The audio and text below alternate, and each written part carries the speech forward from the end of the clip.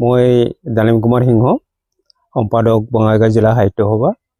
আমি বঙাইগাঁও জিলা সাহিত্য সভাই অহা 27 আৰু 28 ডিচেম্বৰত দুদিনীয়া কাৰ্যসূচীৰে চকাপাৰা স্বৰ্ণহাহা শাখা সাহিত্য সভাৰ সহযোগত ডাকুৱাপাৰা সমাজ কল্যাণ সমিতিৰ আতিথ্যত আৰু আধুনিক সমিতিৰ পৃষ্ঠপোষকতাত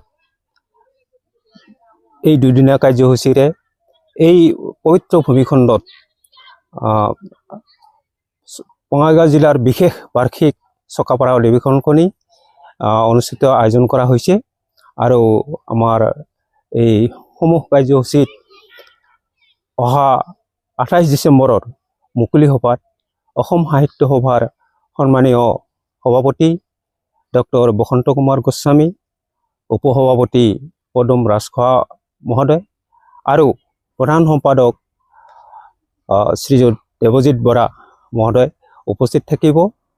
আৰু সেয়েহে আমি সমূহ ৰাইজৰে সাহিত্য নগৰী ৰাইজ তথা সুহৃদ ৰাইজৰ এই অধিৱেশনত সহযোগিতা উপস্থিতি আমি আন্তৰিকতাৰে কামনা কৰিছোঁ আৰু যাতে আমি এই অনুষ্ঠানভাগী এই অধিৱেশনভাগী সফলভাৱে ৰূপায়িত কৰিবলৈ সক্ষম হওঁ।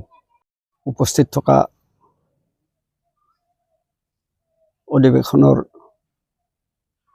মুখ্য পৃষ্ঠপোষক তথা আৰু সহযোগী বন্ধুসকল, যে আজি আমাৰ ডাকুৱাপাৰাত যে এই সাহিত্য সভা বঙাইগাঁও জিলাত যে হ'ব বুলিয়ে মই আচলতে সপোনতো ভবা নাছিলোঁ। বঙাইগাঁও জিলা যিখন কমিটি তেওঁক মই ধন্যবাদ দিছোঁ, যাতে গাঁওসমূহত এনেধৰণে কৰি নিলে আমাৰ নিশ্চয় সাহিত্যৰ বিষয়ে অনুৰাগীসকলে আকৌ বেছি ভাল পাব। যে লগতে আমাৰ গাঁওবাসী ৰাইজৰ একতা মনোবল বাঢ়ি যাব। বিশেষকৈ আমাৰ ডাকুৱাপাৰাত পতাৰ কাৰণে তেওঁলোকক মই জিলা সমিতিৰ সভাপতি বা সম্পাদকে ধন্যবাদ দিছোঁ, যাতে আগলৈ এই সাহিত্য অনুৰাগীক বুঢ়া ডেকাৰে নহয় ল'ৰা ছোৱালী সকলেও যাতে এই অনুভৱটো লৈ শিক্ষাৰ প্ৰতি আগবাঢ়ি যায়, তাৰ কাৰণে মই আশা কৰি ইয়াতে মই সামৰিছোঁ।